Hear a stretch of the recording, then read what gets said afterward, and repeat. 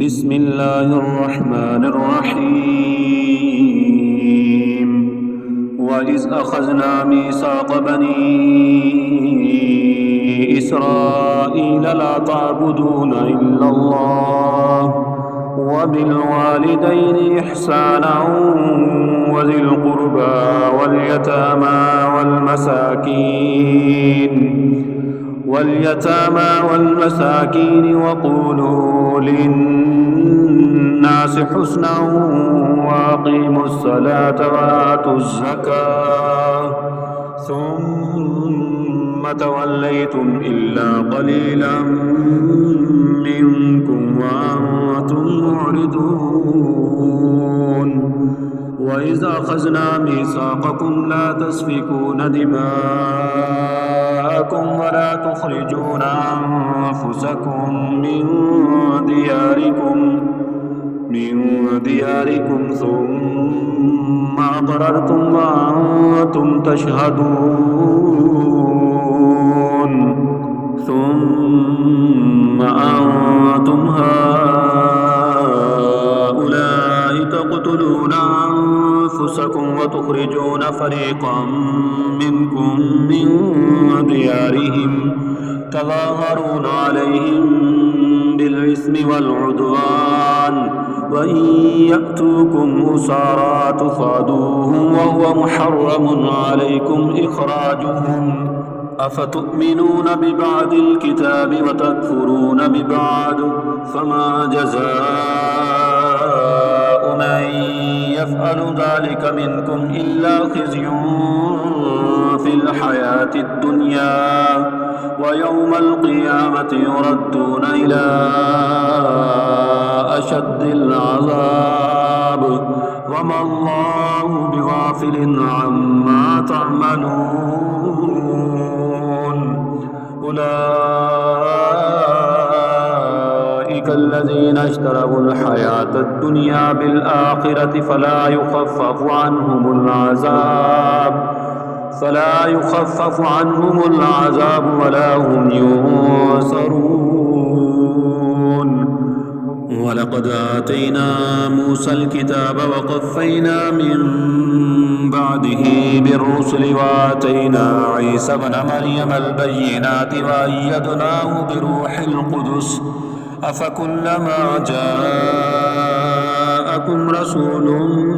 بما لا تهوى أنفسكم استكبرتم ففريقا كذبتم وفريقا تقتلون وقالوا قلوبنا غلف بل لعنهم الله بكفرهم فقليلا ما يؤمنون ولما جاءهم كتاب من عند الله مصدق لما معهم وكانوا من قبل يستفتحون على الذين كفروا فلما جاءهم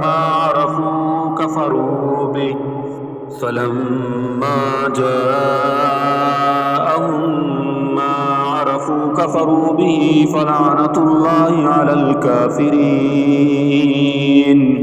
بئس ما اشتروا به أنفسهم أن يكفروا بما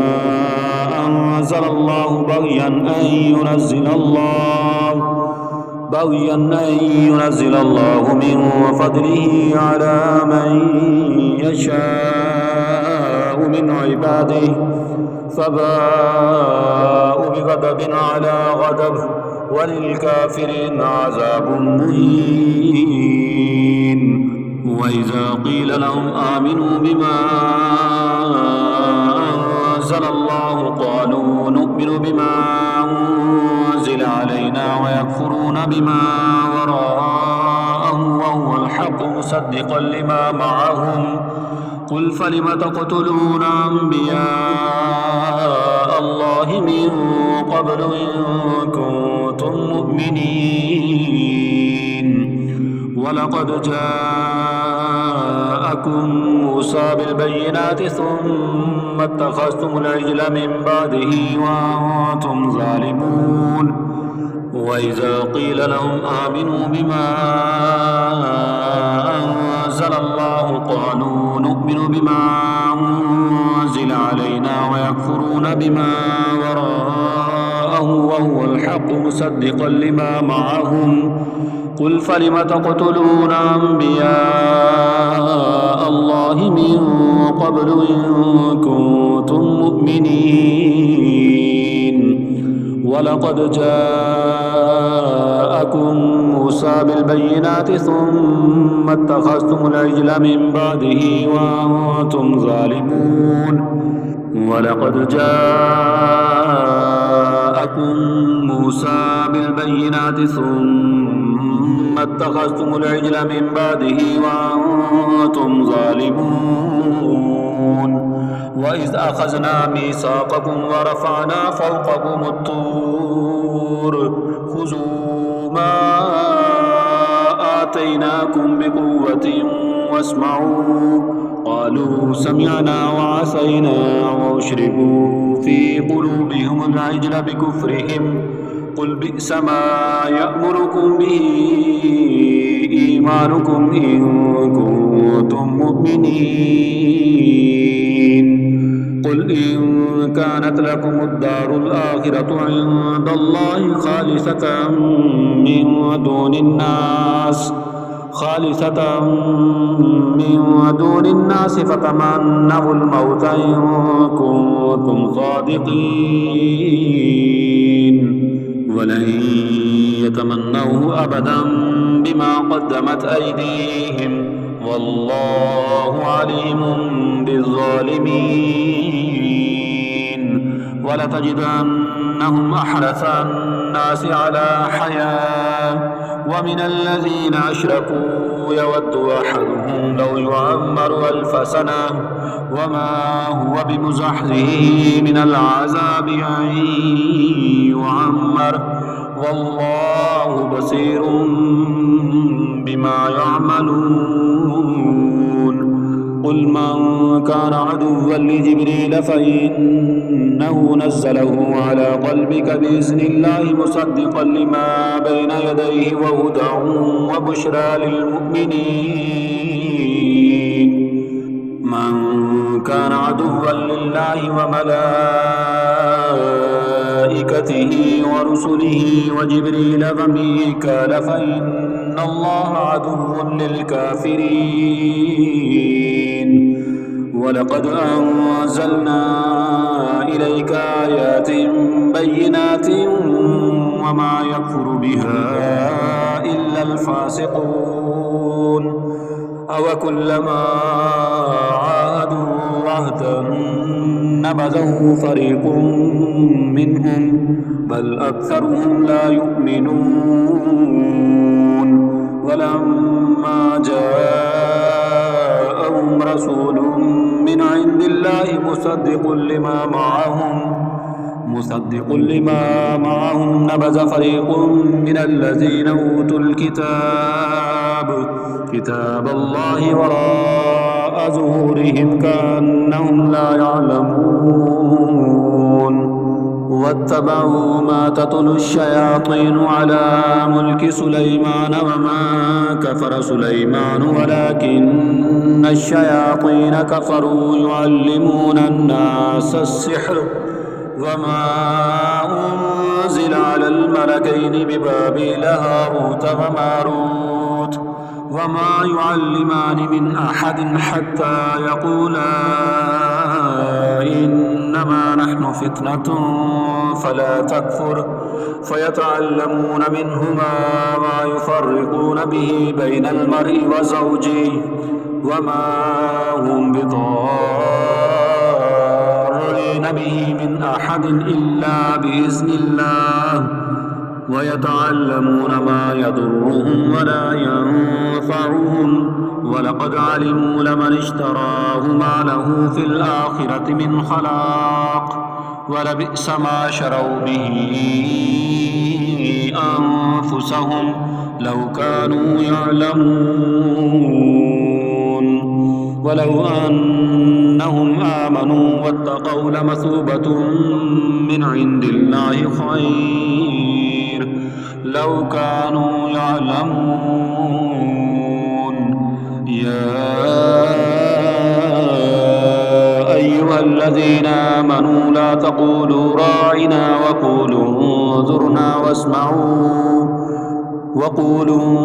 انظرنا واسمعوا وللكافرين عذاب عليم ما يود الذين كفروا من أهل الكتاب ولا المشركين أن ينزل عليكم من خير من ربكم والله يختص برحمته من يشاء والله ذو الفضل العظيم ما ننسخ من آية أو ننسها نأت بخير منها أو مثلها ألم تعلم أن الله على كل شيء قدير ألم تعلم أن الله له ملك السماوات والأرض وما لكم من دون الله من ولي ولا نصير أم تريدون أن تسألوا رسولكم كما سئل موسى من قبل ومن يتبدل الكفر بالإيمان فقد ضل سواء السبيل ود كثير من أهل الكتاب لو يردونكم من بعد إيمانكم كفارا حسدا من عند أنفسهم من بعد ما تبين لهم الحق فاعفوا واصفحوا حتى يأتي الله بأمره